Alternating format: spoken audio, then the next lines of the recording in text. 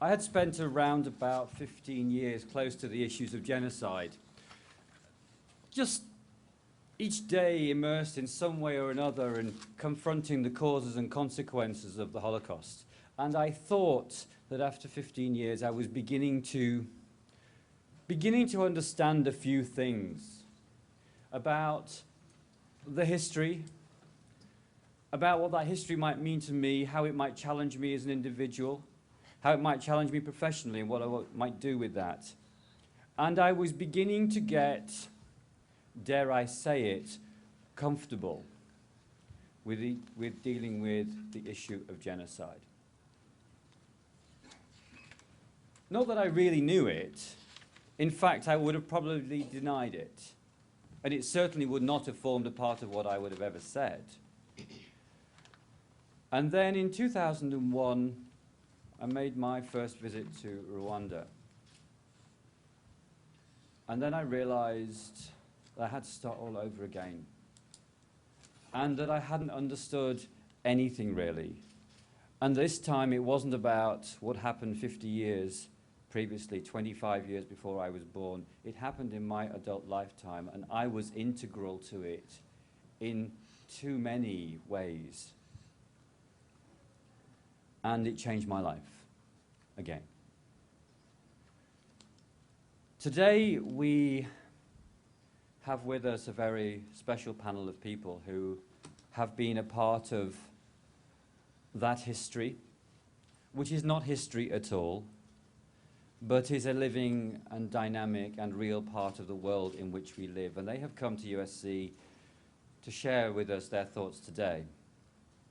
As Executive Director of the Shoah Foundation Institute, which oversees the 52,000 Holocaust survivor testimonies that are here at USC, and as we think about embarking upon the collection of testimonies in Rwanda, or being a part of the collection of testimonies in Rwanda to further our knowledge, but most of all to give dignity to those and the opportunity to those who have survived to tell their stories. It's my real pleasure to welcome everybody here today, because we are all part of that life-changing, or what should be life-changing, struggle for all of us. So welcome. I'd like to make a special welcome to two guests who are with us who are not on our panel, but would be very good on our panel had we already not got a table this long. But I'd really like to welcome Taylor Krause, who's with us at the back, from the Voices of Rwanda project in Rwanda. Taylor, you want to stand up and say hello to everyone? Yeah. Taylor has already collected over 1,000 hours of Holocaust survivor testimony in his project based in Kigali, and is very much, we've been working the last 24 hours together looking at the issues of testimony here at USC. Also like to welcome Christian Kaler from University of Texas, who's sitting next to Taylor at the back there. University of Texas and USC have been working together for a while now, thinking about how we archive human rights issues and how we deal with the documentary evidence that these events present, and how we handle those in an appropriate way. And we've been in discussions about that today. So welcome to you all. Before I hand over to our chair today, I just want to bring to your attention, particularly students of USC, Visions and Voices film competition. If you're here today, one would suspect that you might have an interest in genocide and its issues. And this film competition, which is running throughout this semester and will finish in April, for students, it might be you or it might be your friends that are involved in making film that you would like to alert to this, to really engage in the conversation around genocide and what it means. It's an opportunity for you to think about that, maybe to use the archives that are here, but also to engage with colleagues, including some of those that are here, in making your statement about genocide and its meaning in the world today. That concludes my introductions, except to introduce our moderator, Boyd-Judson, from the Levan Institute of Ethics and Humanity here at USC, who it's a pleasure always to share the floor with. Lynn, thank you.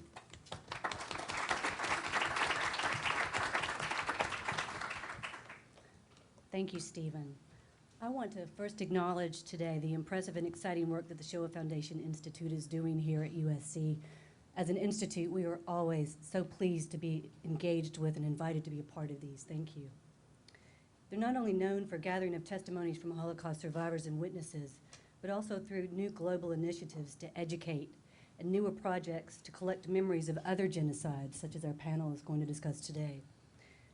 These sorts of discussions are invaluable to our shared understanding and to future generations seeking better ways to remember and reconcile. In the 16 years since the Rwandan Tutsi genocide, we have seen a number of international, national, and communal measures intended to construct a unified future while not forgetting the past. Efforts that have included attempts at justice, such as the high-profile trials of perpetrators through the International Criminal Tribunal for Rwanda, also local Rwandan Gacaca courts, which have tried to create justice by and for the smaller communities, and efforts geared towards memorialization, such as annual days of mourning and remembrance on a national level. Numerous NGOs and other organizations are engaged in dealing with the aftermath of 1994.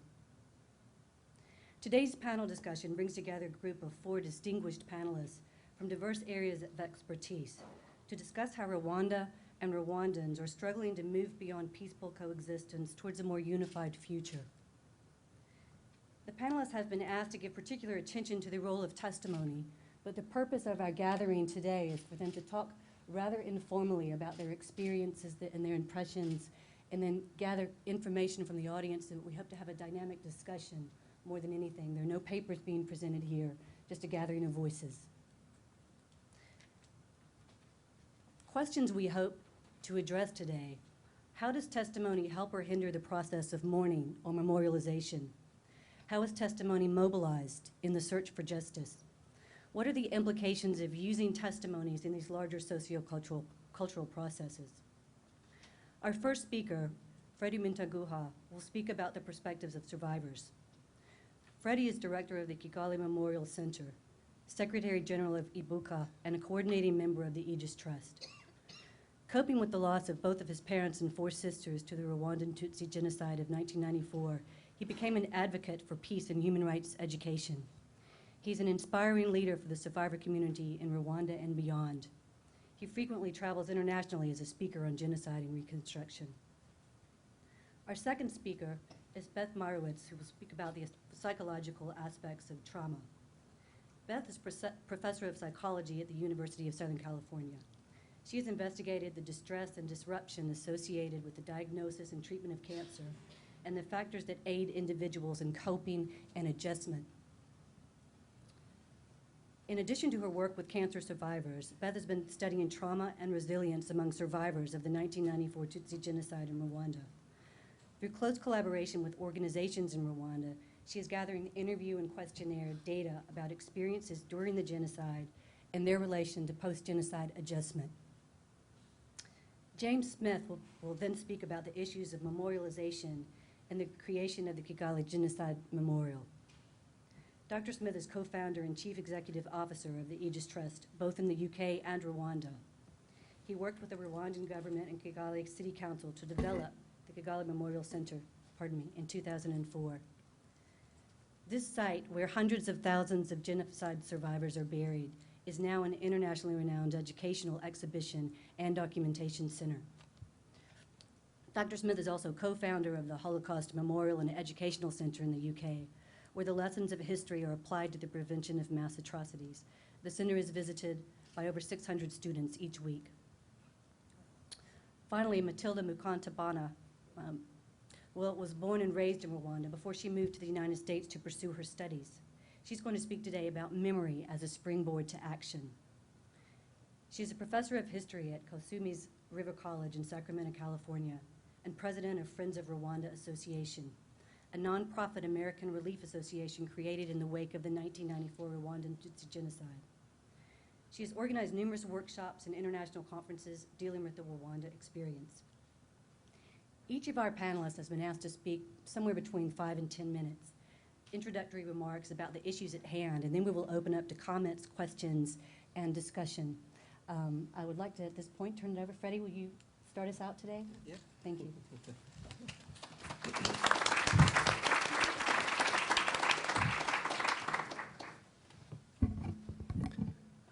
Thank you very much, Len, and thank you, audience. It's my pleasure, actually, to stand in front of you speaking are talking about very difficult topic, confronting the painful past in Rwanda.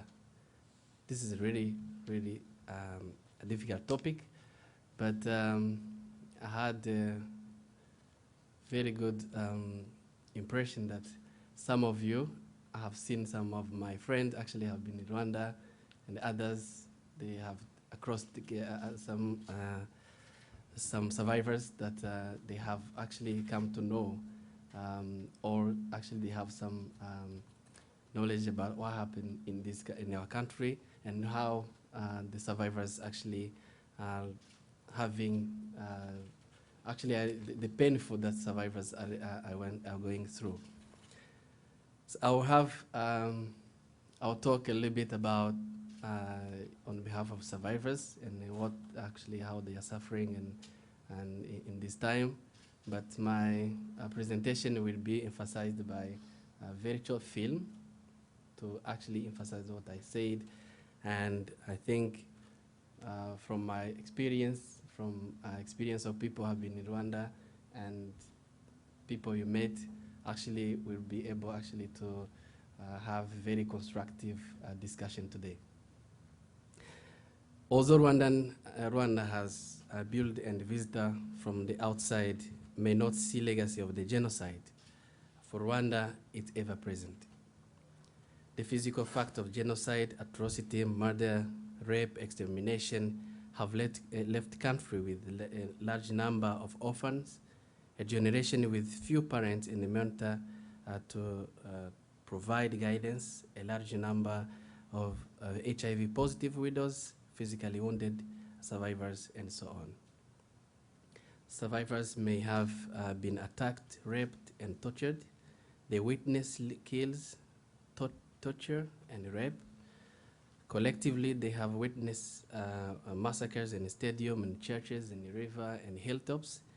They have seen parents murdered, sisters raped, bodies thrown in the rivers, homes set alight, possessions stolen. What they have saw, what they have experienced during genocide, and how they struggle to survive after genocide, it's very difficult to categorize. They lost their parents, their siblings, the extended families, their homes, the place of work, their community, their identity, a sense of belonging, their innocent, trust, hope, a sense of positive future, dignity, respect, and a sense of wholeness with themselves. It's also important to understand that in one way or another, the whole country is traumatized. 97% all children witnessed violence during genocide, which means psychologically, all who were children, those who were children during genocide carry psychological pain that will profoundly affect their future. Each survivor has got to confront his own experience, what happened, and how they have tried to live with the practical and psychological consequences. They have to find a way to manage memories, feelings about self, the absence of family, and etc. They have to come to terms with their own story, make meaningful of it, find a way to live with it. Survivor must find a way to honor their own story, but not let it rule the rest of their lives. All Rwandans made a great choice to support unity and reconciliation and live together, to move beyond ethnic groups. Rural Rwandans, in particular, are in a unique situation. Perpetrators and survivors live side by side among the hills where genocide happened. None of this is easy, but when the past is denied or forgotten or silenced, the future is questionable. In Rwanda, confronting the past means listening to stories and bearing witness to suffering. It means keeping memory alive through testimony, documentation, and memorization. Confronting the Tutsi genocide is different for survivors, perpetrators, bystanders, and internationalists. But for everyone, it means listening to stories and understanding of the shared past before it is possible to find ways to move forward. Survivors who choose work in area of memorization and memory, I'm not talking about me myself, are very committed to keep the memory and the truth of genocide alive. This work is meaningful for them and important to society, but is also difficult. For internationalists, it means opening the mind and ear to what happened in Rwanda in those 100 days. It means listening and reading and trying to understand. It means taking the story of people who have suffered extremely and men who really listened. And when you really listened, when you really hear, you become involved. You are not separated any longer. As a Canadian First Nation writer, Thomas King says, once you have heard a story, it becomes your story. What do you do with what you have heard? It's up to you. But you cannot pretend that you never hear it. Thank you very much, and I invite you actually to watch the film, and then we can go through the discussion. Thank you very much.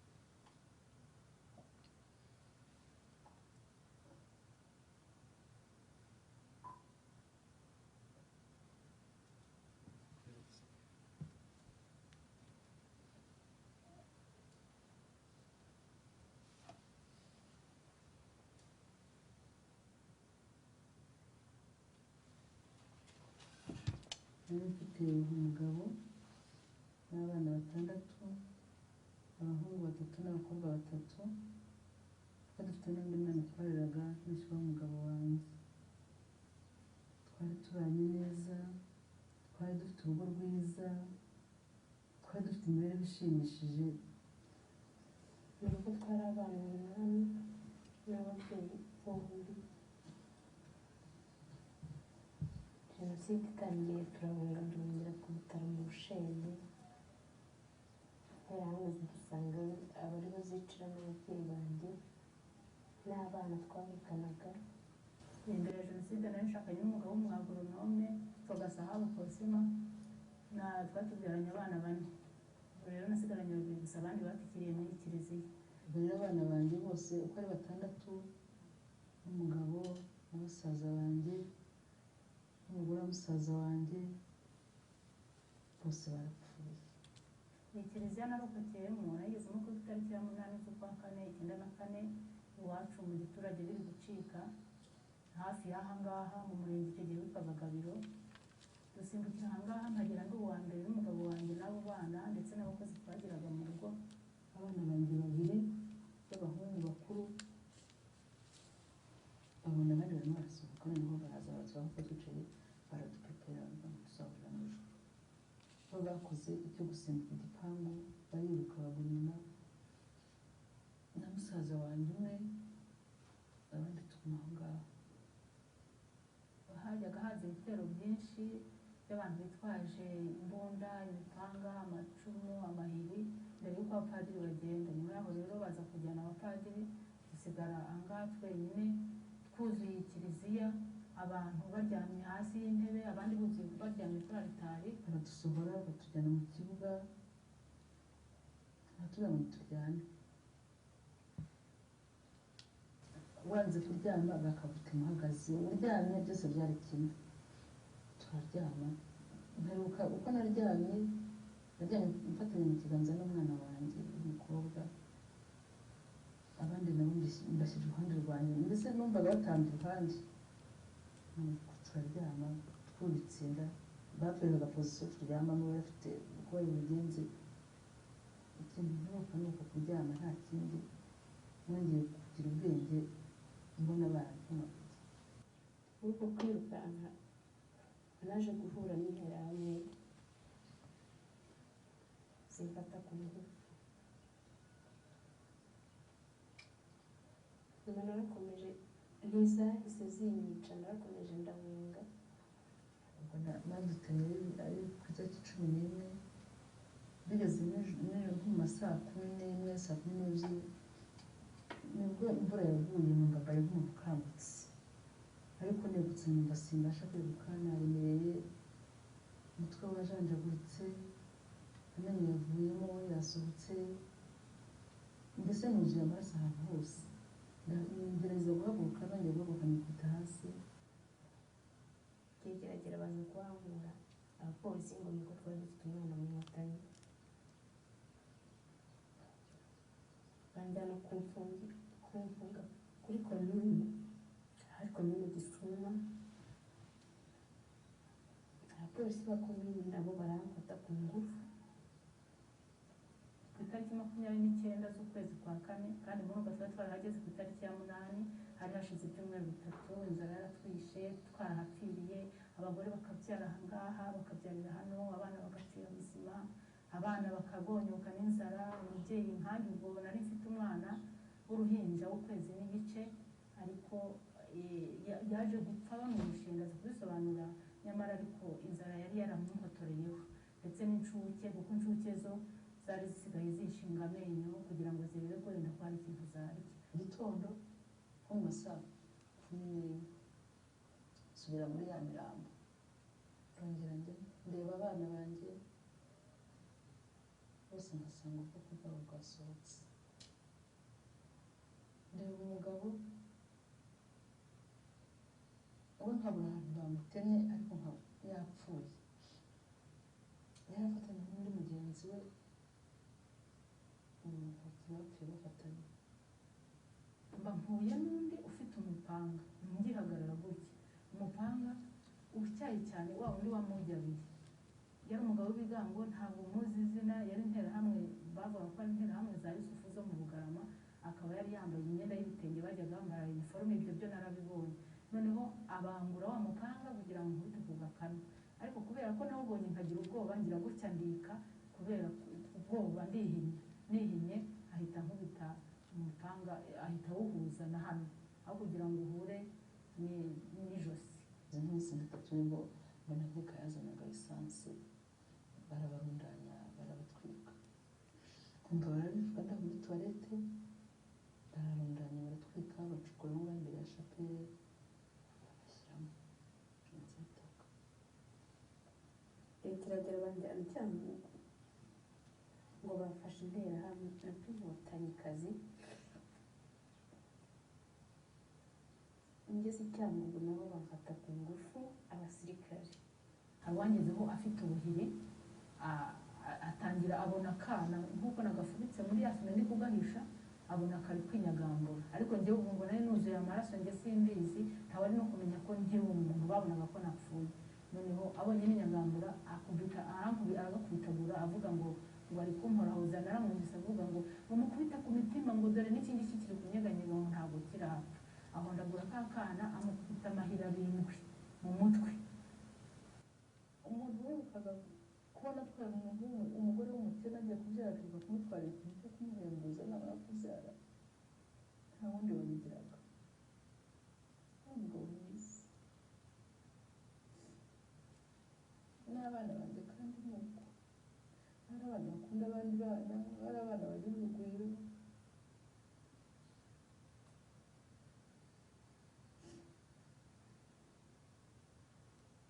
kubimanyirwa ahubwo ngerageza kubigana bikabira. papa we yari yabashije kugera hariya ku kibuga cy'umupira gashirabwoba baramurashe ni abasirikare bari bavuye Cyangugu barashe bagiye kuharasa yapfuye muri ubwo buryo naho mama n'abana bo babicishije amayeri n'imipanga hariya mu Bushenge ku bitaro. Ubwo abana banjye umuryango wose baramu banjye baramukazi banjye bose nta n'umwe nari nkibasha kubona rero nta n'umwe wanasigaye nyine bose barahashiriye.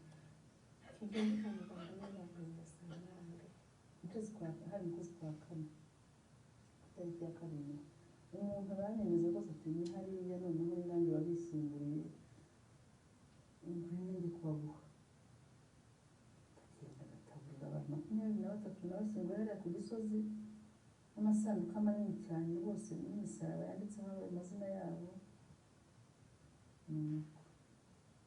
Ariko biza kugaragara ko yambeshyaga sinzi icyo yari agamije niba yarabizi cyangwa atarabizi ibyo byaranyuriye n'ibyo ibyo ari byo.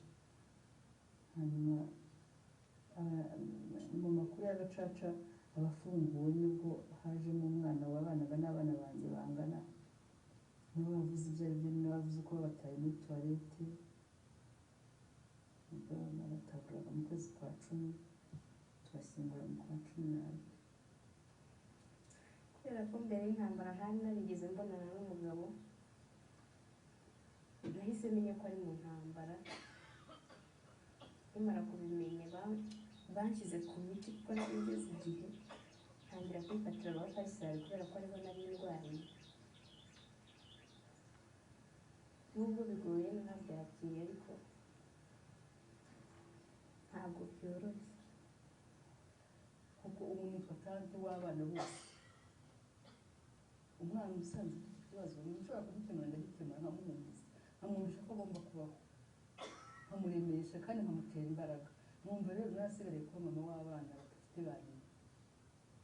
Ibyiringiro by'ubuzima byo wasobagira ibyiringiro by'ubuzima utari kubona urimo kubaho neza nta byiringiro by'ubuzima ndi kubona cyane cyane ko nta naho kuba mfite asigaye bigiye kungurira inzu yo kubamo ariko kubera ko umuterankunga wayo yahagaze byahise biburizwamo nta cyizere cy'ubuzima mfite.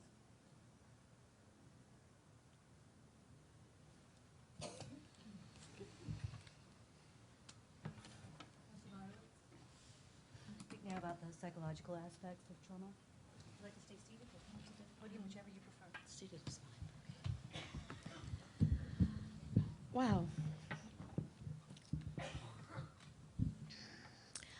I can tell by looking around the room and by also my own reactions that this is very difficult to watch, right?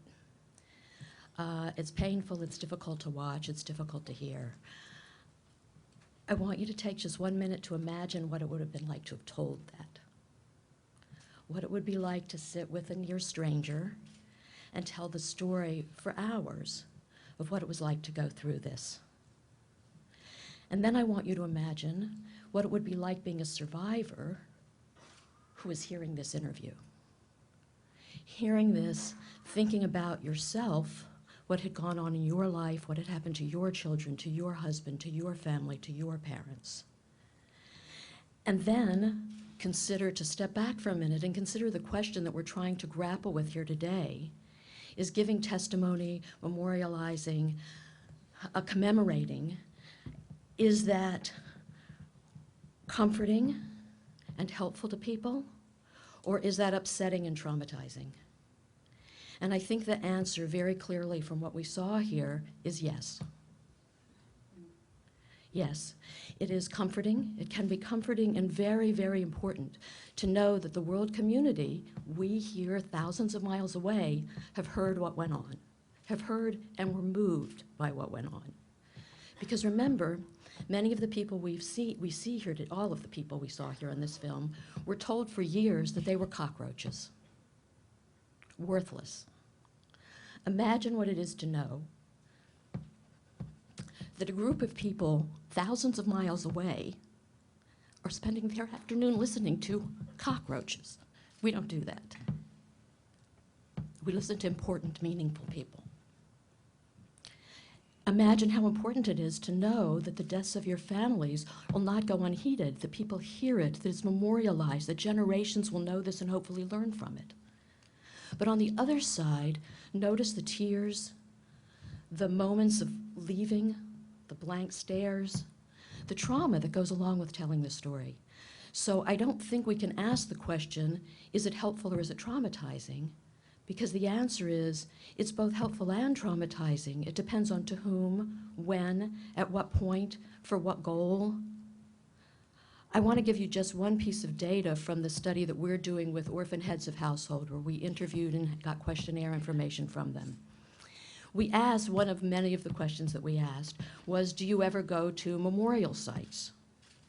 And the answer from almost everybody was yes, they do go to memorial sites. We asked then 2 questions. Do you find visiting memorials traumatizing? And 69% of people, of these young people, said yes. We then asked, do you find going to memorials comforting? And 82% said yes.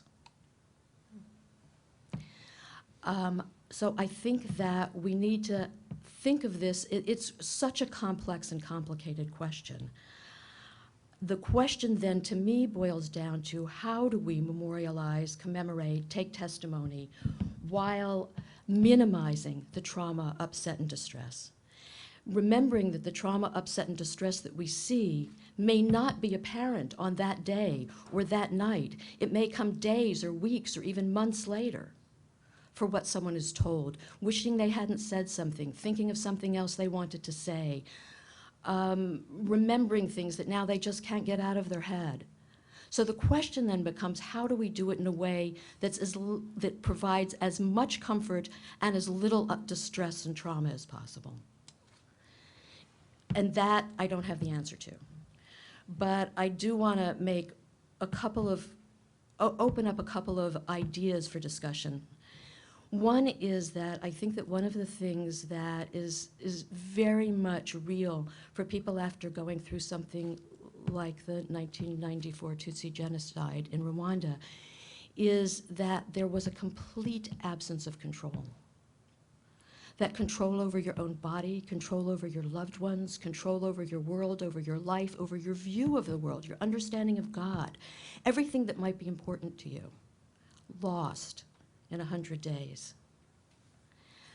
I think it's important then that anything we do with commemoration, memorializing, or testimony taking allows people to have absolutely as much control as they possibly can over that process, to stop whenever they need to stop, to say, I've changed my mind, you can't use this, whenever they need to say it, to have a sense of safety and control that they did not have during the genocide, to say, I won't talk to you, but maybe I'll talk to you.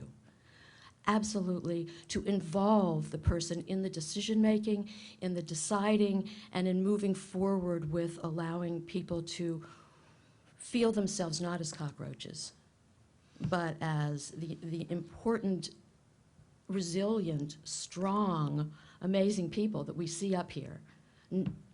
With most of us here, I think, thinking the same thing I think, which is, I could not do that. Hundreds, thousands of people are, and we certainly owe them our thanks, and history owes them a great debt for going through what surely is upsetting as well as comforting.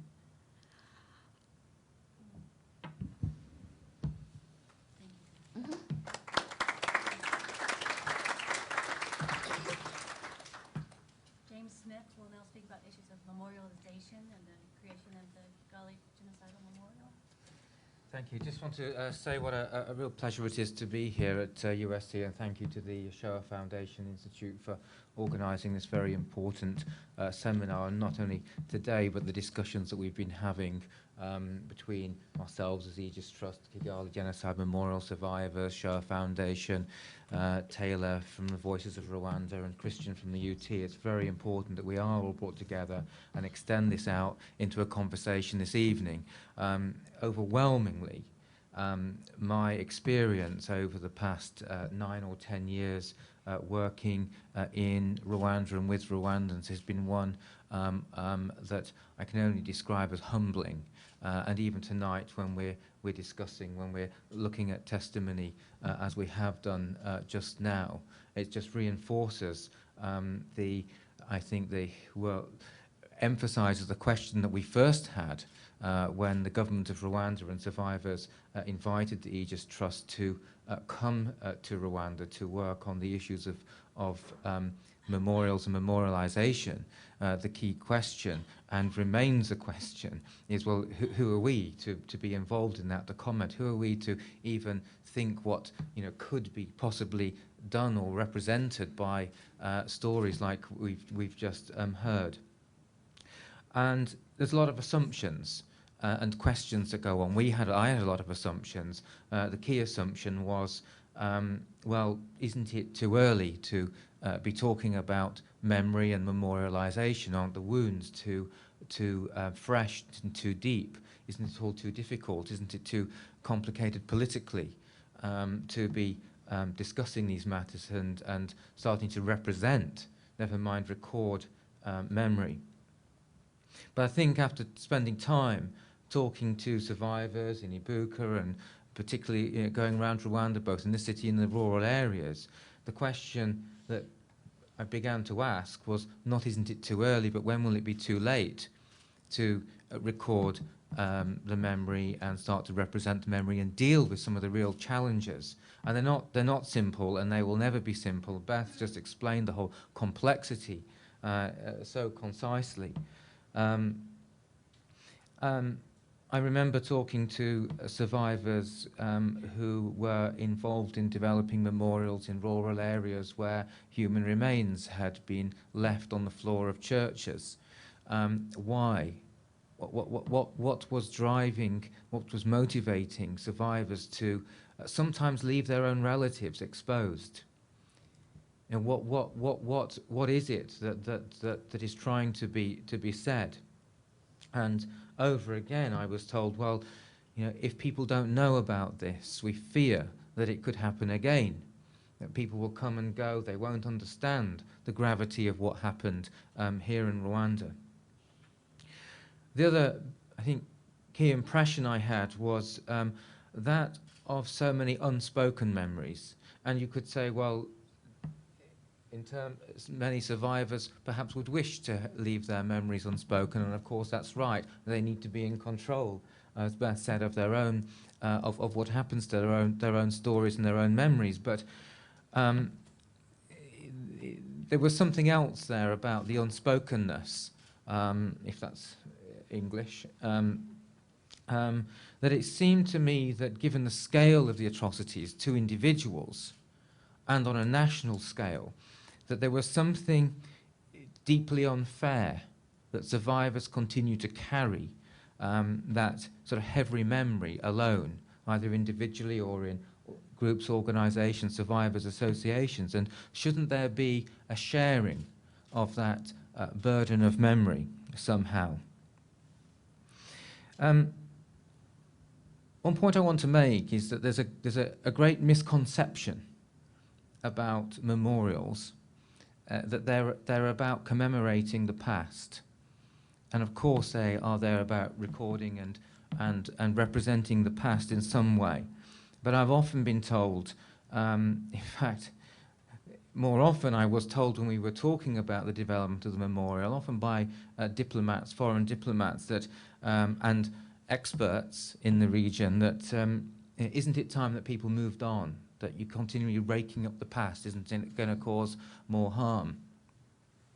And of course, there are issues about trauma and re-traumatization, but those comments weren't made within respect to survivors and traumatization. This was about the inconvenience of everybody having to remember about it all. And yeah, a certain aspect of, well, isn't it going to help? Isn't it going to divide people up and polarize? That people are talking about the past all the time.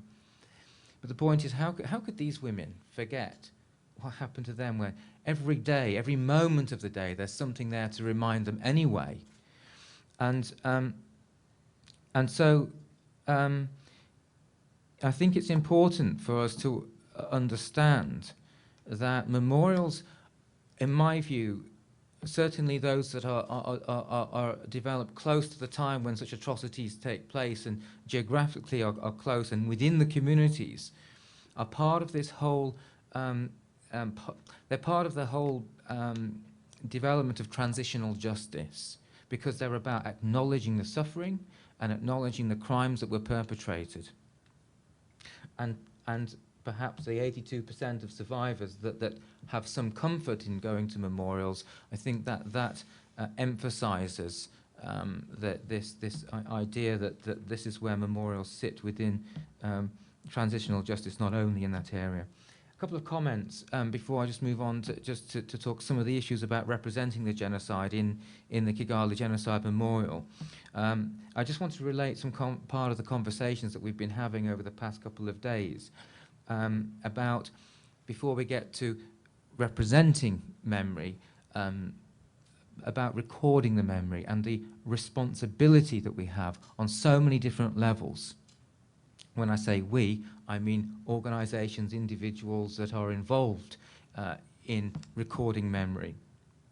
First of all, it's a responsibility to individuals as human beings. And I know Kraus can talk to this perhaps more than anyone else, and Ben and Mathilde and Freddy who have this personal experience.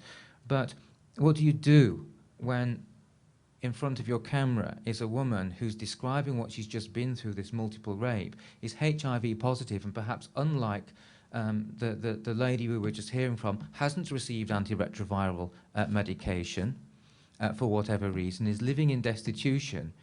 What do you do at that point when the interview's over? Do you turn the camera off and say, thank you very much, we have the testimony, we'll go away and index it and archive it? You know, this is about human beings, this is about relationships, and I think that it's a very different circumstance to recording testimonies 50 years later of victims of the Shoah. Not necessarily. I know that in Eastern Europe there were many survivors in destitution also. But what do we do about that social support and psychological support that survivors and witnesses may need? Secondly, there's a responsibility that we have.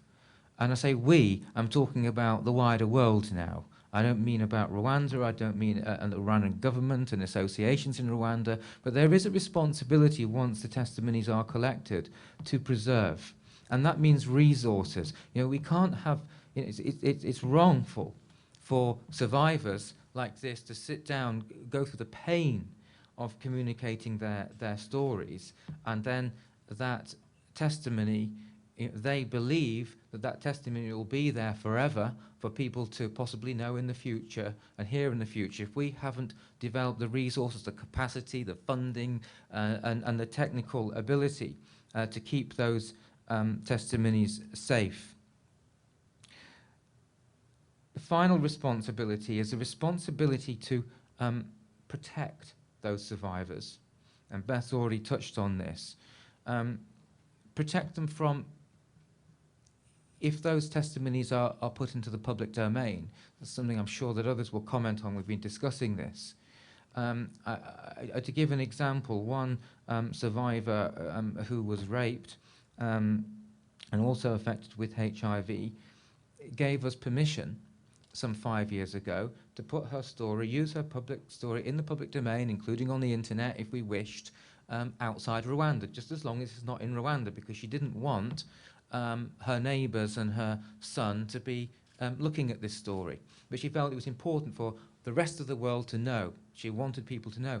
But what happens 5 years later, when Rwanda gets connected to the internet rather a lot faster than anybody ever thought, her son's still at school, and now her material's in the public domain. It's not as it happens, but had it been out there, if that testimony had been streamed, for example, that you would find her son's school mates watching this. And secondly, the issues that the Shoah Foundation are having to deal with and still having to address about once materials in the public domain, revisionism and denial isn't only isn't only in relation to the Holocaust and the Shoah. There's a lot of revision and a lot of denial happening in relation to the genocide in Rwanda also. And if we start putting material out there that can be used, we also have a responsibility. Just a few comments, because I know time is short, but just a few comments about representing memory and sort of the issues that we went through at the Genocide Memorial in Rwanda to consider. Who is it for? Who is this memorial for? What is the narrative? Inevitably there is a narrative that develops. I have to say that the Rwandan authorities, in particular the city council and the mayor, had a lot of foresight that it wasn't just to be about recording the past, but they wanted the memorial first and foremost to be a dignified place for victims and for survivors. And it is a burial place for over 250,000 people, victims of the genocide in and around Rwanda. So it's there for survivors. It's there to be part of this acknowledgement. It's there for the local community to learn and take part in the commemorative activities. And it's there for the international community. And we're very clear about this. We want people to come here from the international community. Yes, it is a burden of memory that Rwandans have to carry, but this is a memory that the international community should be challenged with, and it should be inconvenient for them, because this is what happens when nations and leaders don't undertake their responsibility to protect those at risk of genocide or crimes against humanity. But most of all, the memorial, the mayor gave us specific instructions to work on how the memorial can be used positively for the second generation, for young people in Rwanda who will have to grow up together, children of perpetrators, children of survivors. How can that memory be developed through education programs to create a positive memory that helps to develop this shared future that everybody talks about in Rwanda, that is so difficult to achieve. And who should be involved in owning this, in all this memorial? Absolutely, it needs to be owned by Rwandans and survivors, because the history of Rwanda has been written by foreigners and shaped by foreigners for so long, and it's part of the problem in Rwanda. But at the same time, the international community needs to bear responsibility for maintaining these memorials, not as a 5-year project because of to help solve some or alleviate guilt for what happened. International community, states around the world that were involved that helped to allow this to happen in the first place, should take responsibility to keep this memory in perpetuity, because these are lessons for generations. One issue that this is my final point, one issue that we're often asked about in terms of when the children come, young people, and about 60 young people visit the centre, the Memorial Centre each day, well 3 times a week from high schools, and there is a plan for that programme to be expanded, is how do you deal with the issue of young children that were born after the genocide, perhaps children of perpetrators, and I know that we shouldn't in Rwanda talk about Hutus and Tutsis, but children, Hutu children that come to the centre.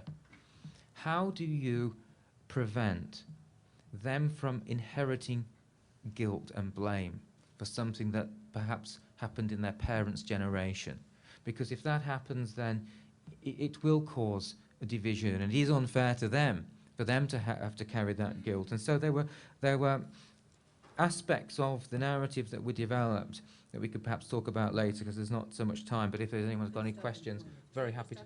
It is a good stopping point, so I will come back to that if there is any discussion on that. Yeah. Mathilde, take us a springboard into action for these. Yeah, thank you very much for inviting us.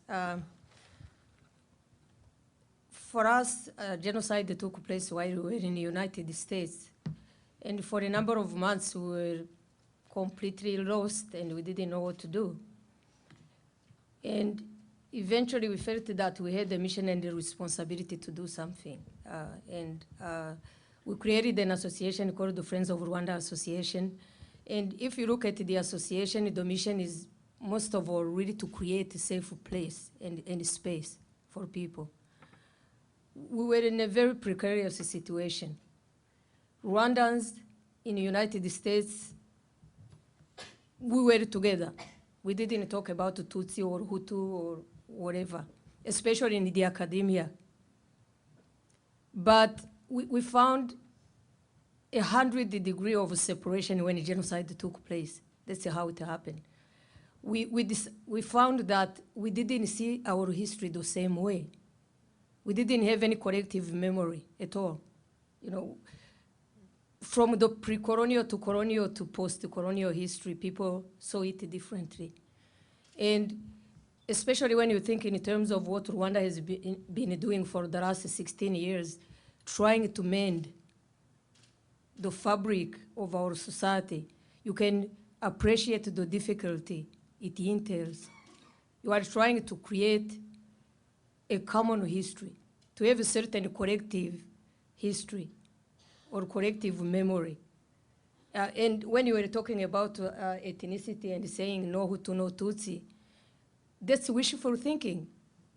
You know, because especially in light of what has happened in the last couple of months and years, including the report coming out of UN, there is an issue going around talking about a double genocide.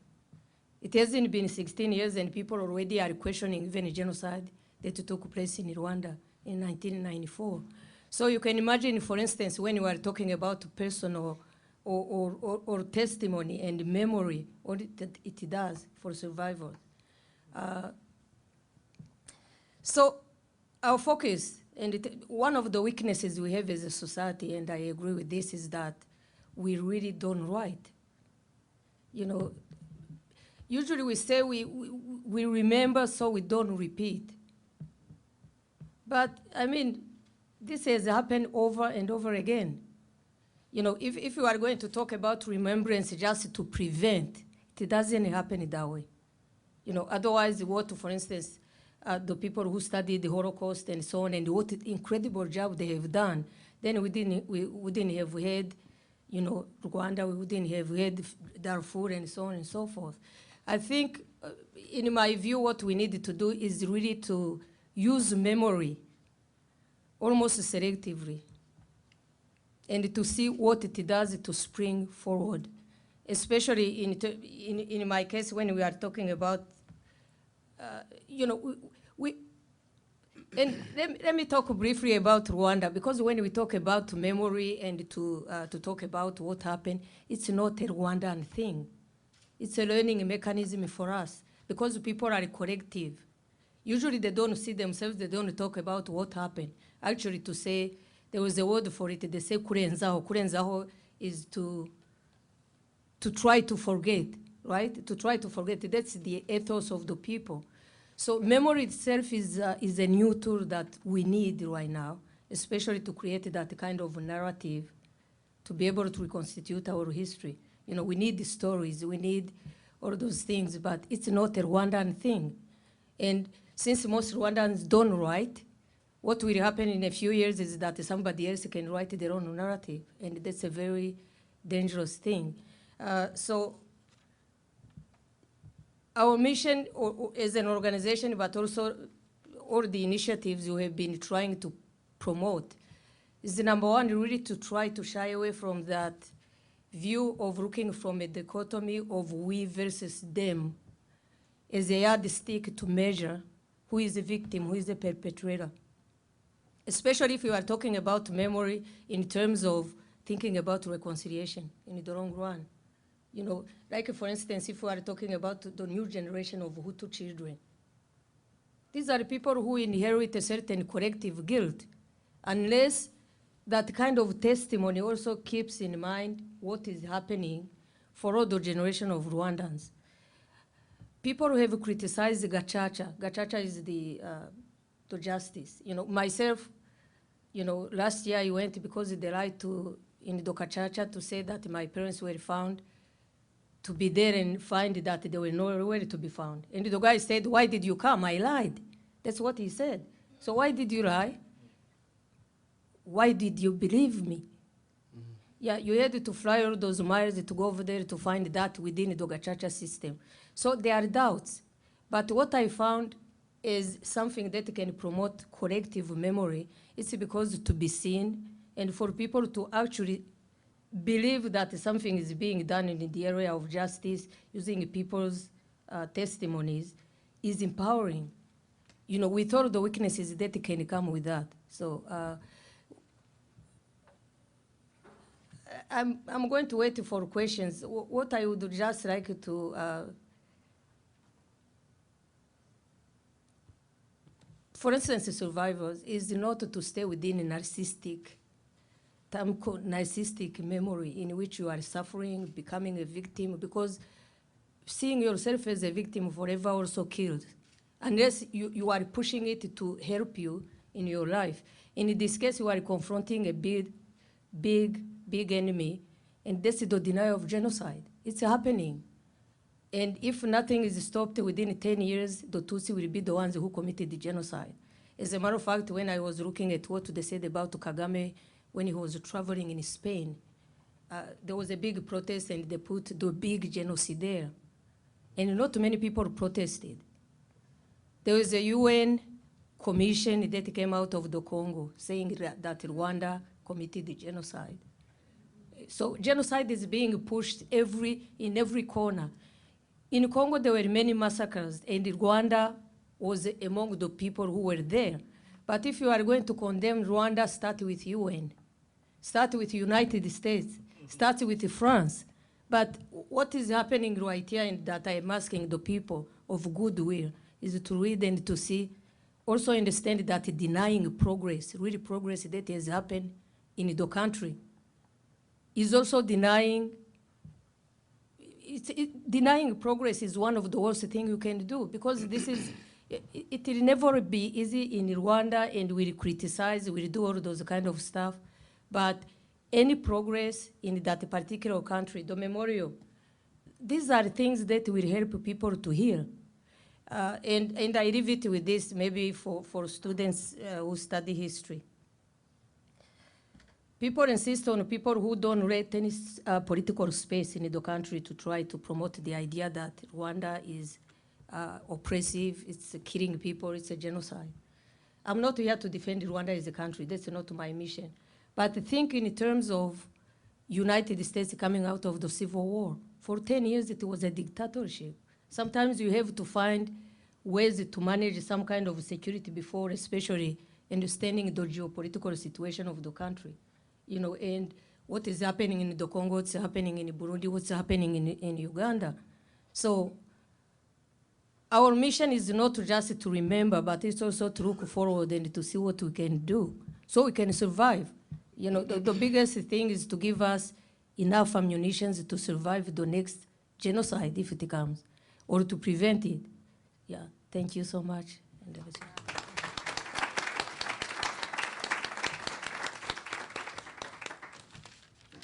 Thank you.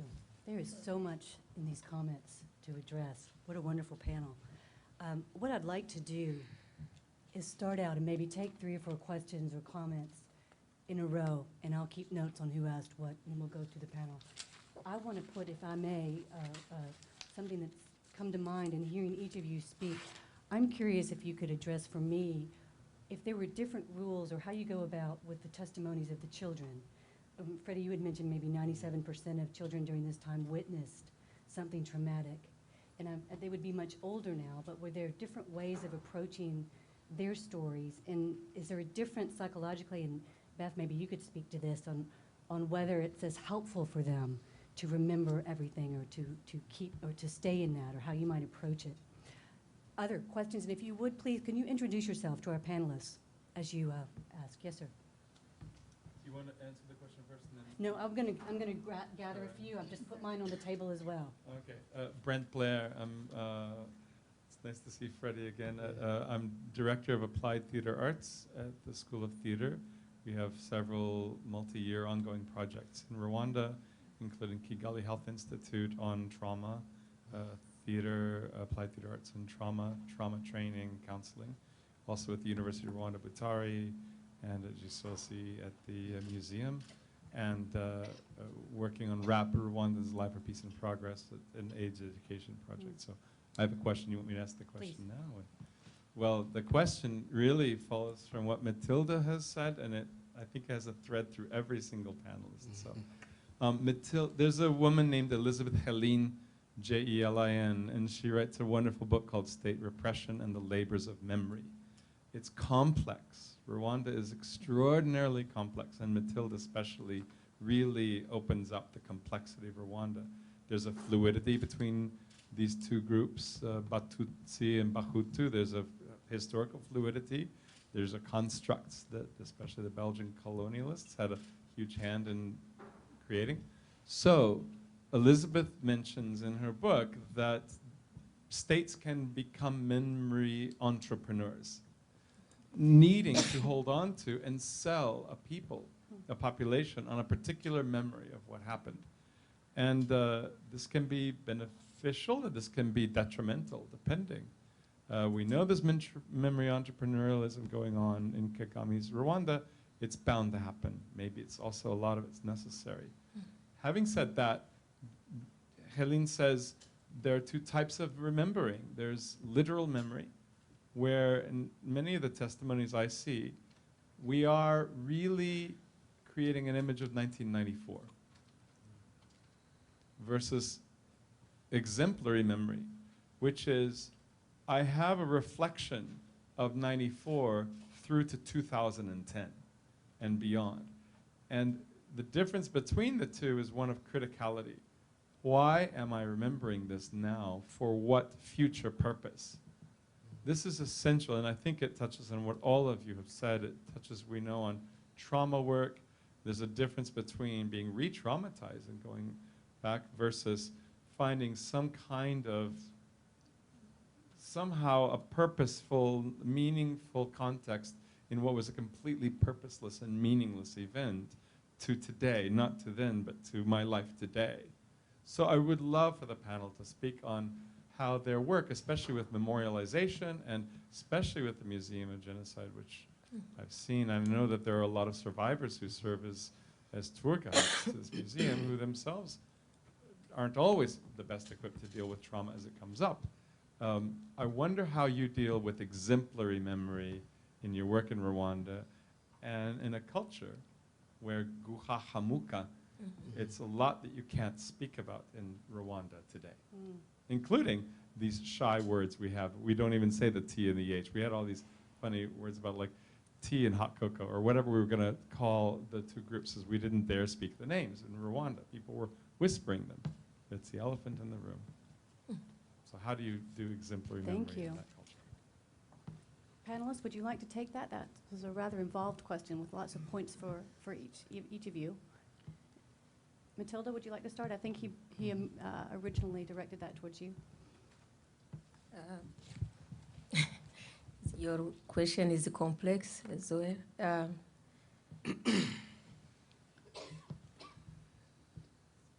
I think, we don't have a choice as a nation. We have to live together. We can't split. As we know, we are really sometimes we are the other. We are connected by family, by church, by whatever, by culture. Meaning that sometimes when we talk about collective memory, it sounds kind of superficial, but people can create covenants. You create. This Buddhist said that you can make a rock holy. And I think that's where we are. I'm thinking in terms of, understanding our society the way it is, with about 80% people pretty much not really educated in the ways you might call highly educated people, but at the same time together in this kind of experience. So what I'm trying to say is that we have many different stages. This is a long time initiative. It's not something that will come tomorrow. We need memorials. This is one of the best display of that shared tragedy, but at the same time where really we can move forward by looking at it. But what I'm saying, if we don't have any other type of groundwork, I don't know if we've followed with our candidate who came to Rwanda and had all this kind of stuff. When she came, she saw the memorial as her people. What she meant to her people was that not enough Tutsi were in Rwanda to die. There were Hutus who should be memorialized. So meaning that what I was saying, that without understanding, without, that's why Rwanda stopped to teach history at the university, because it was full of propaganda from many different, governments and so on and so forth. If you don't agree on the story, how can you even hear as a people? Stuff will be very superficial. Can you say, we are not Tutsi, we are not Hutu, unless we face that past. Go and accept to take off,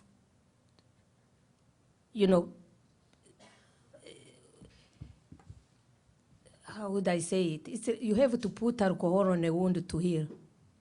And by ignoring what we are and that killed certain people and other people killed, and just pretend that those differences don't exist, will never help us.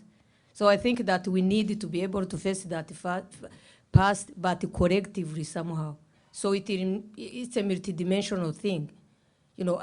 If you are taking it from just a political standpoint, then it's a big problem. We have to take it from the social, the religious, the family, and so on and so forth. And I think that's why we create stuff that can be the moderation to moderate those kind of stuff. When we were creating the social work program in Butare, and that was the main purpose for that, to have professionals to go and try to be the ones advocating for people, but also to talk, to bring people together, to do the intercommunal type of organization. So I think it's a journey that all the Rwandans have to take. But it doesn't take one, I don't know if I have answered at least one part of it, but that's how I see it. I think we need to go back. Yeah. So, other panelists? Thank you. Actually, I need to add on what she said. I will not be probably the most appropriate to answer this question, but as I work for the memorial and I run the memorial, this is a good question. And I'll try to answer it in 3 words. The first one is respect. Second one is warning. The third one will be prevention. What memorial means to me as a survivor? For me, it's respect. It's respect in a way. I need to give you a very short story. There is one of the lady who came to the memorial. It has been 10 years. She didn't see, or she didn't have informed where his father was buried. She didn't speak. She didn't be able to go to school because she couldn't cope with it. The last day, she buried her father. She started to speak. The only word she said, at least I can give you back respect. The second word is warning. This happened to me, it can happen to you. So if you come and you learn and see what is happening, I can tell you what happened to me, what I have seen as the signs of genocide. Actually, genocide is the last version of discrimination. And I know in America, you cannot say there is no discrimination here. So what you do to prevent it to get at the last version? If you don't have memory, if you don't have past, you cannot see the future.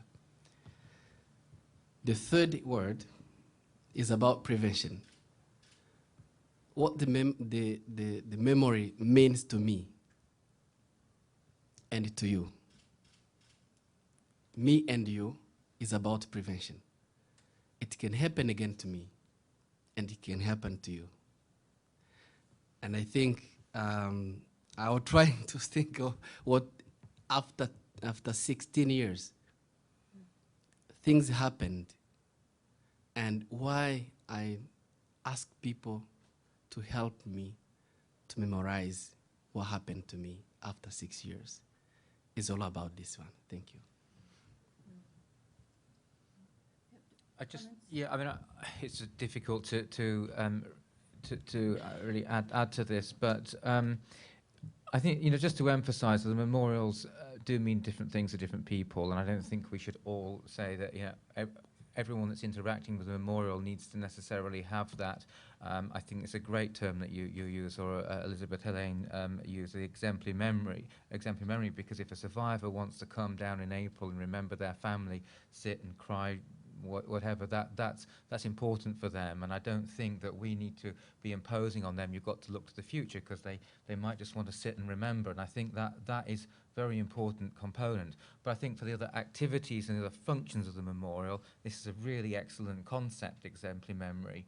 And the involvement of Aegis Trust in there is because it is about the future as well, and it wasn't just because we as Aegis Trust are saying we're a prevention organisation, we think it's important. The Rwandan authorities understood this, and we were briefed with this. This has to be about how we shape the future, and maybe it's memory entrepreneurship or whatever, but if the memory's left alone to fester, we know from different parts of the world how damaging, divisive it can be. It can be like a cancer beneath the surface, and we also know that memorials in different parts of the world are constructed to blame another group. You look at the Balkans here, this is what the Serbs did to us, this is what the Croats did to us, and it's very important that we don't create those fissures in society through the memory. And therefore, what a lot of people don't know, that behind the memorial that people visit, there are programs going on, and there are workshops, there are education officers they don't have the answers. They're struggling with some of this, and it's important that there is engagement to help try and find better answers about how it should impact, how we bring critical thinking into the workshops of the children that come here, how they help to question the media, things that they read in the press, how they start to think about a shared future. If this is what happened in the past, how do we as individuals help to don't just look to the government? Well, it's their responsibility, the UN's responsibility. What about us? How do we make our communities better and safer? So these are the kind of questions that are going on in the workshops sort of behind the memorial, and I think that very much fits into this framework of exemplary memory. I hope it does. It's a great phrase.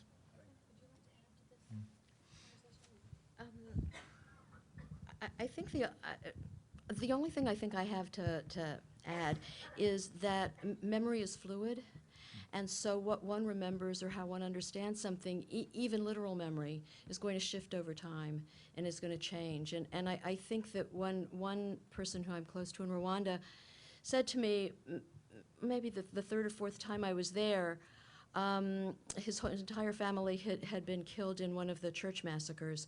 And he said, someone told me that my sister was raped before she was killed, but I choose not to know that. So memory is fluid. For many times he had told me about what happened, he chose not to say it. Now he was saying it, but didn't know it. And maybe in time it would be part of his memory.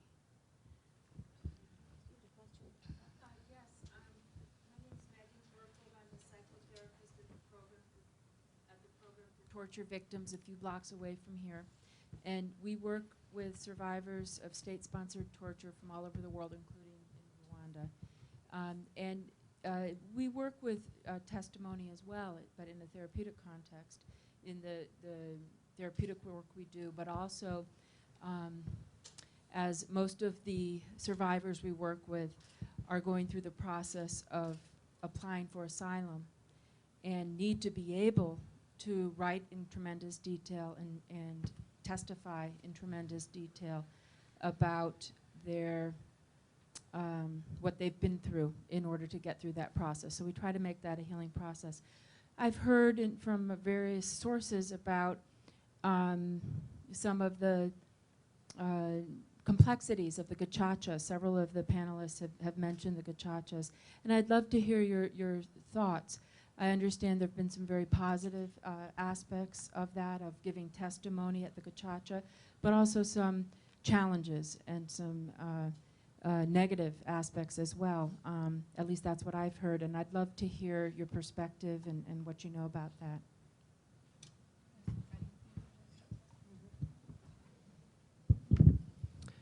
Thank you very much. Actually,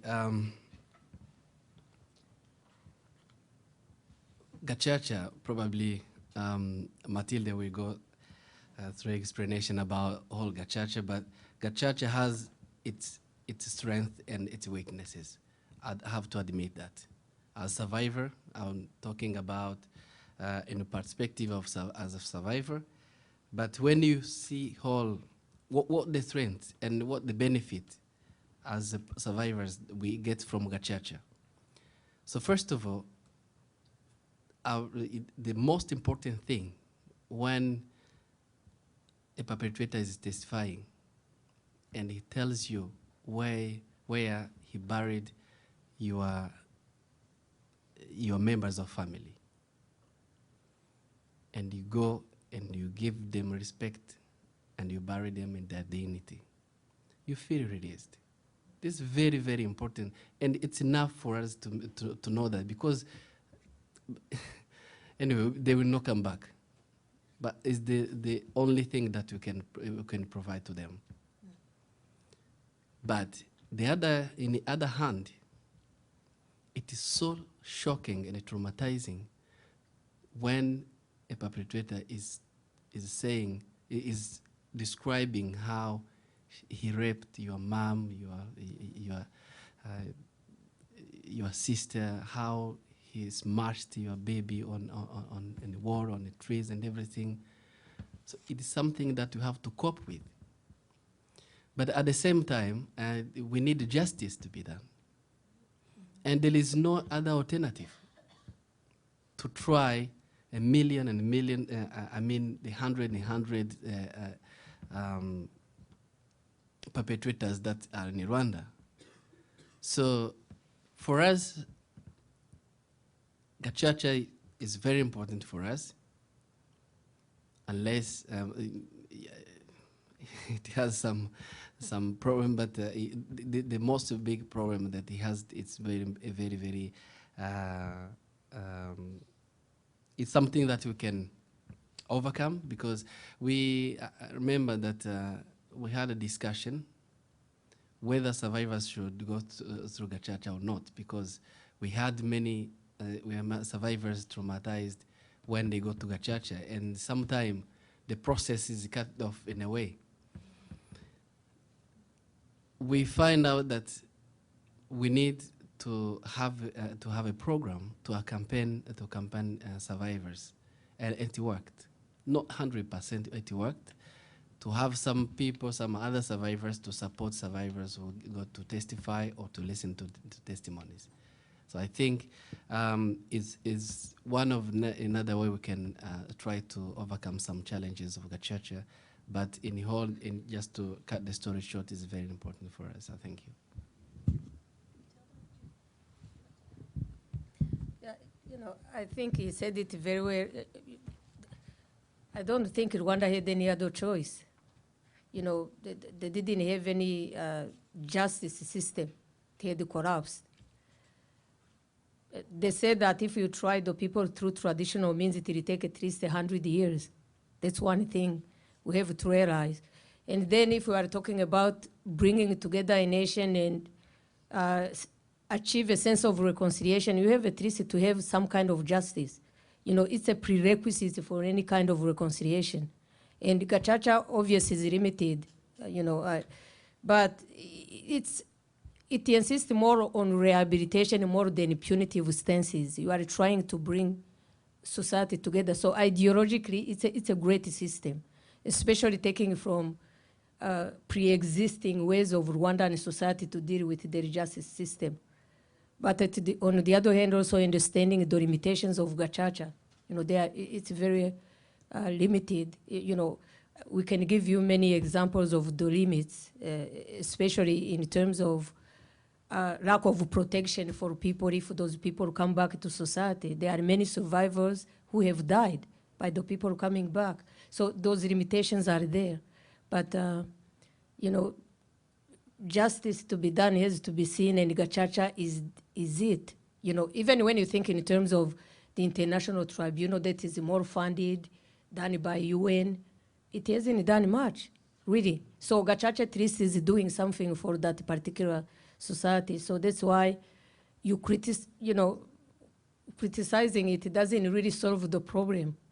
You know, it's a way of trying to deal with what you have right now. And I think it's a part of those really blocks you put here to try to mend the fabrics, but you know, still incoming. Thank you. Questions or comments? The panelists would probably love to hear from you as well. If you do work in this area, I know some of you were introduced earlier, but any of you graduate students here studying Rwanda or writing about Rwanda, might want to put you on the spot now. People hate when I do this in class too. But even if you don't have a question, there might be some. You're saying most people can't write in Rwanda? Did I hear you wrong? Is that what you said? No, actually they can write because now education is open. But I'm talking about, you know, how would I say it? People who are highly educated, who have all those Creative writing. you know, creative writing, when you can have critical thinking, what do they produce and stuff like that. Yeah, but right now education actually is pretty much compulsory. People go to primary school, secondary school when they can. You know. I think to add on this one is about our culture. Yeah. Our culture was oral history, oral stories, actually telling. Is not writing. It was not writing, but we are trying to change it because before you had to sit with your parent to know the history. If you don't, there is even some say that if you don't sit with your father, you will never know what your grandfather did.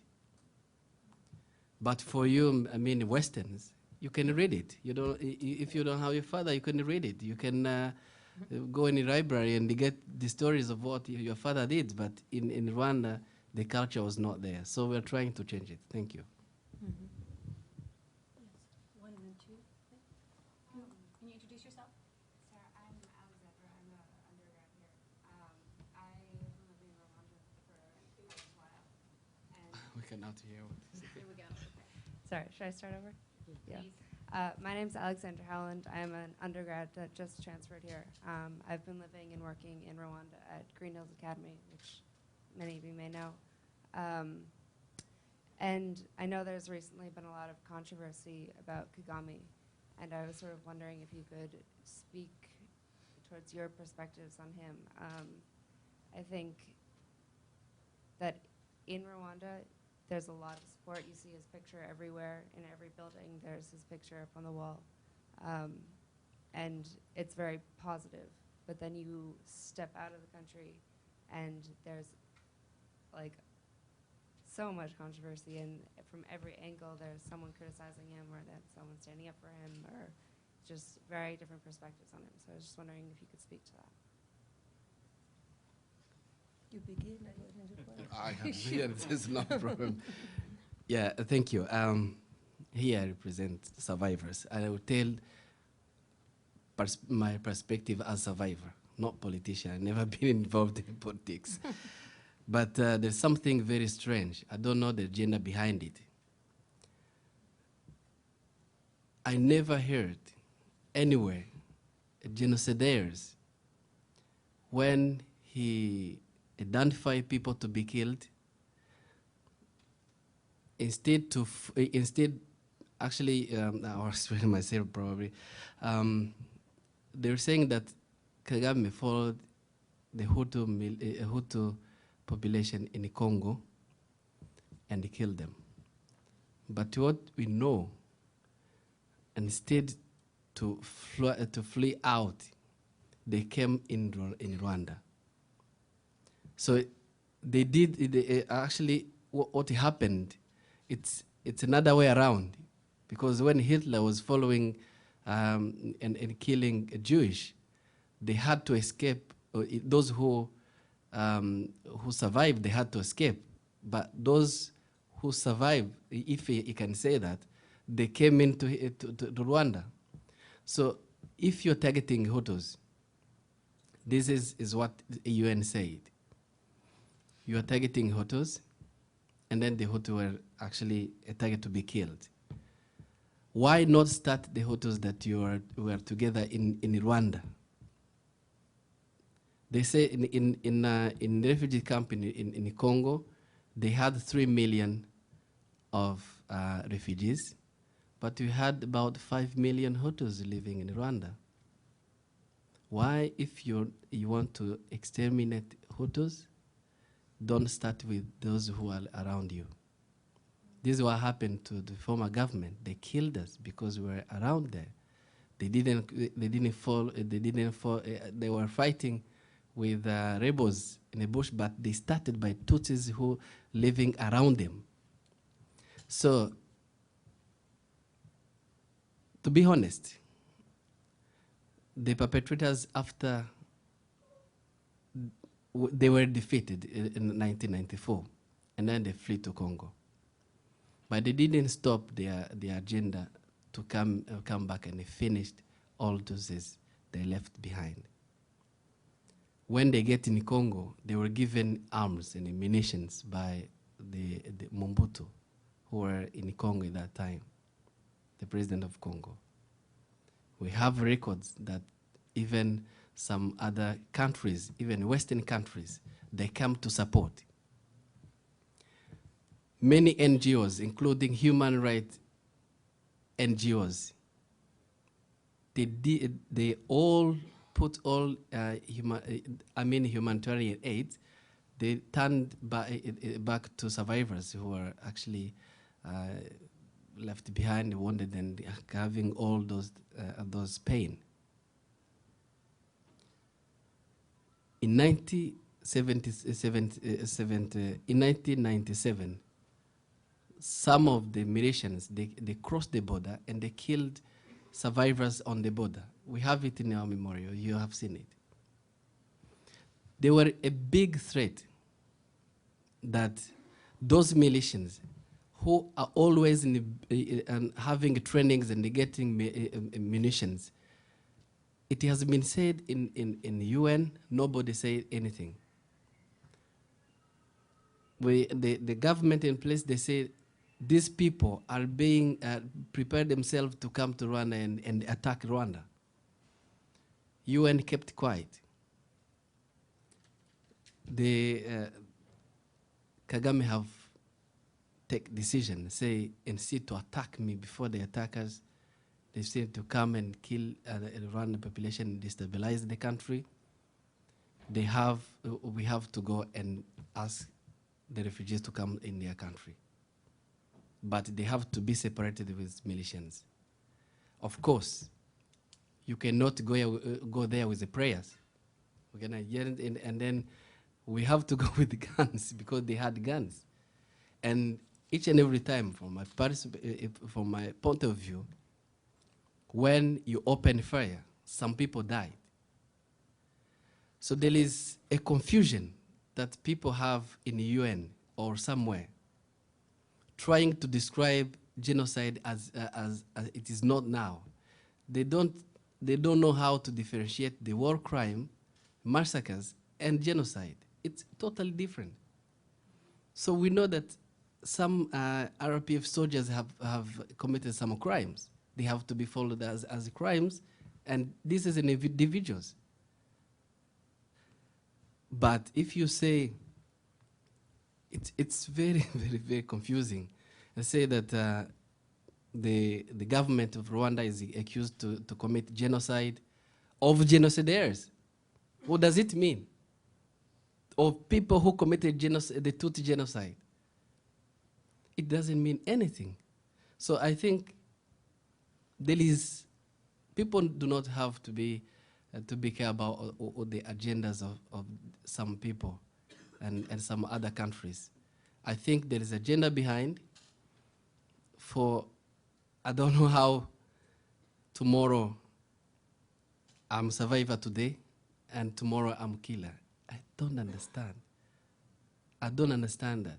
So I think it's what I have to comment on it.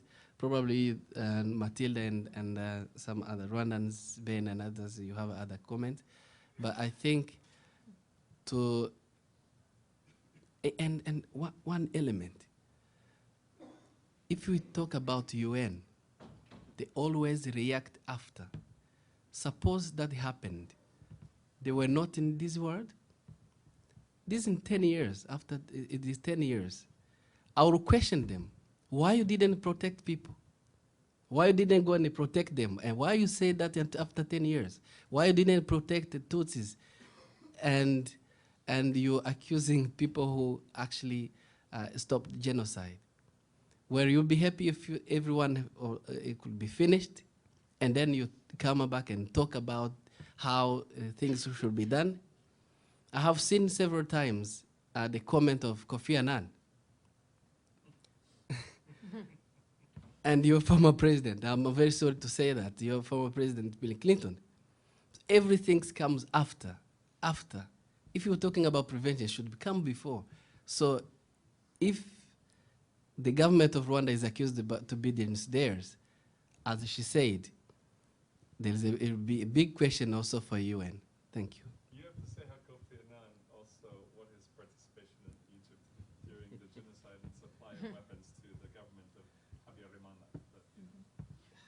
Hold that thought. You said. We have the Shoah Institute Foundation has a wonderful reception set.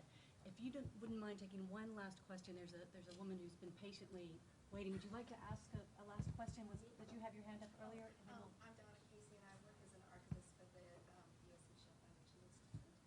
And it's something that I've been considering for quite some time now, since I've been working for the Institute and the foundation before it. The difference between oral history and testimony. And I'm curious to know, because as an archivist I think of our testimonies as oral histories, and a moment ago you were mentioning something about the oral tradition in your community in Rwanda. Do the people who are giving testimony think that they are giving their oral histories, or do they think that they're giving more of a legal statement, as we think of testimony as having that connotation?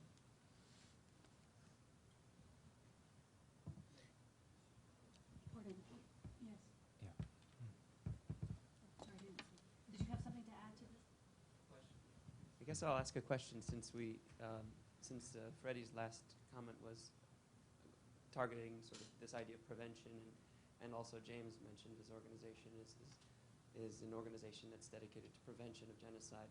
And here we are at the Shoah Foundation, which stated purpose is to eliminate prejudice and intolerance and bigotry. And this panel is about testimony. So maybe this is more directed to specifically to James and Freddy. Do you see testimony as playing a role in prevention? If you do, can you talk about what your vision actually is for that, and what the line of thinking is, if you actually do think that there is? Because it seems like that should be a question that we're asking. We can talk about collecting testimonies in terms of many other purposes and uses and reasons to collect testimony, as we touched upon, as Beth touched upon. But maybe you could talk about this from your standpoint, since both of you mentioned prevention. Yeah.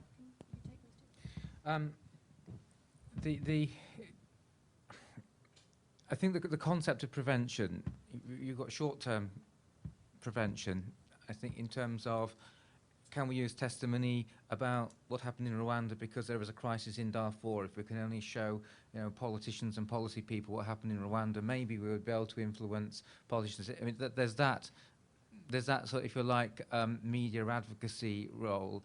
And I think that there are examples in which I think we can heighten awareness.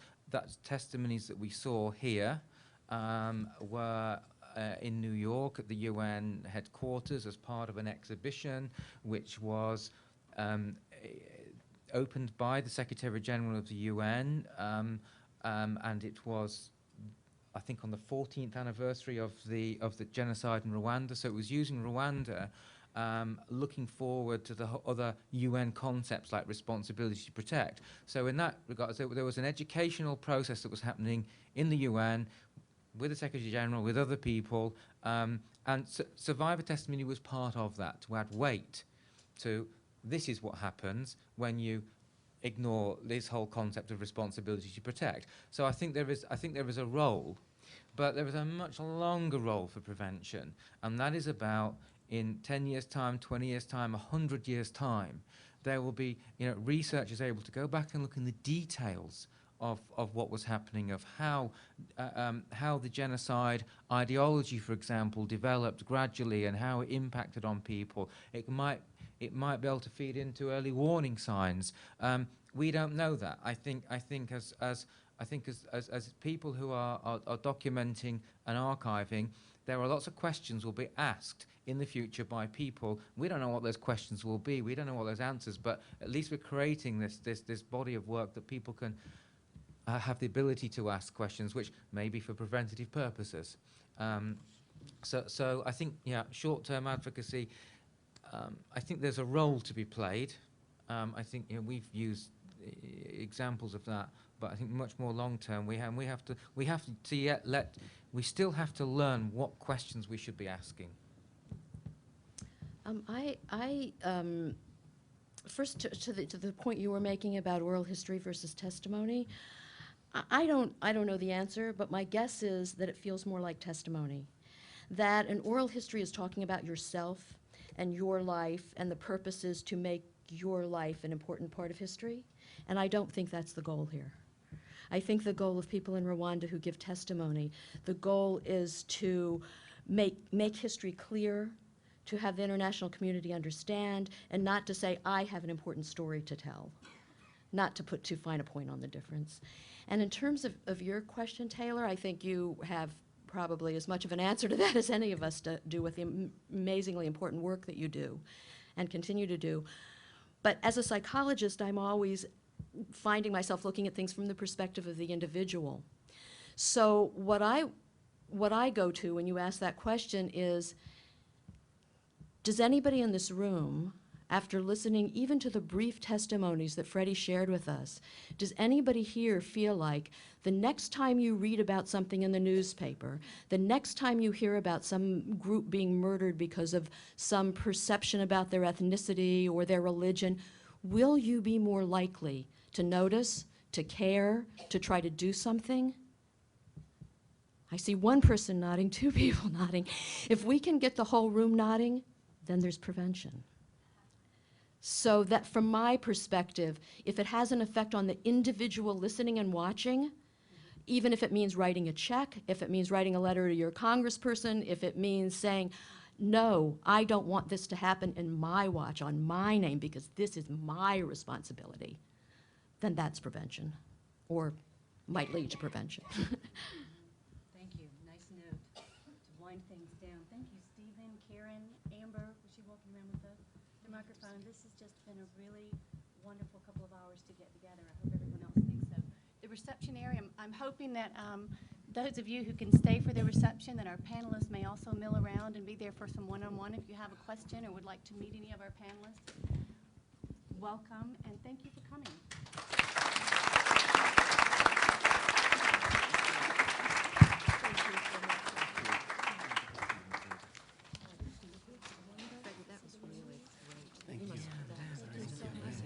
Thanks, Brent. Yeah.